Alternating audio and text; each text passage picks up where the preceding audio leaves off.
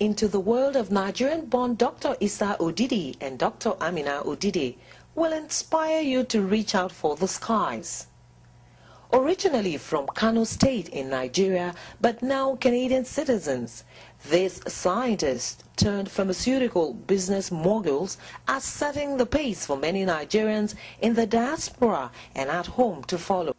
They just broke the record by being the first Africans and Nigerians to ring the opening bell at NASDAQ in the United States of America and TSX in Canada, two of the highly rated stock exchanges across the globe today. It's not easy to get listed.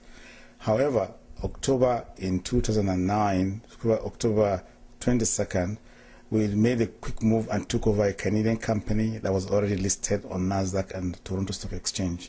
There were about 100 companies that were bidding for that company, and we won the bid. We took over the company, and that way we got into NASDAQ. We got listed in NASDAQ.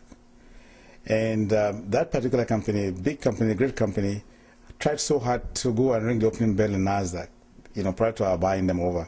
They never got the invitation, so it's not easy. So we were very surprised when a few weeks ago my PR department was called and told they wanted us to come and ring the bell at NASDAQ. In fact, I thought the director was joking when he was talking to me. He was pulling my legs. But it turned out to be true, and we're all very excited.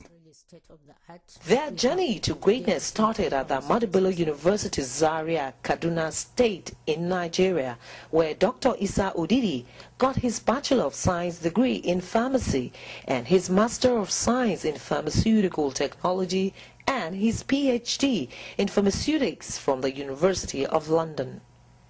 His wife, Dr. Amina Odidi, bagged her Bachelor of Science degree in pharmacy and her PhD in pharmaceutics from the University of London.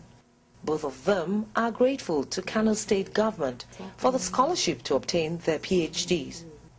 Today, Kano State, Nigeria and Africa are proud of their unique story. I think this vision goes very far back, and to be honest with you, as far back as my stint in Nigeria while I was in Kano, heading the manufacturing unit in Kano to manufacture drugs. It's all about manufacturing drugs and doing research. But it wasn't easy to get access to the kind of funding that one needed to do the kind of things that one needed to do. This was high, cutting-edge research that involved a lot of brain work, a lot of instrumentation that was required, not even available in the country. So one got the opportunity to come out to Canada. I was invited in 1995 to Canada by some Jewish company to come and set up the R&D department for a company called BioVale. We set up that company, and within a few years the company became $1 billion company, making a lot of money. And then the opportunity came for us to take over a company in Canada, a very well-known Canadian company called Vasogen that was in distress.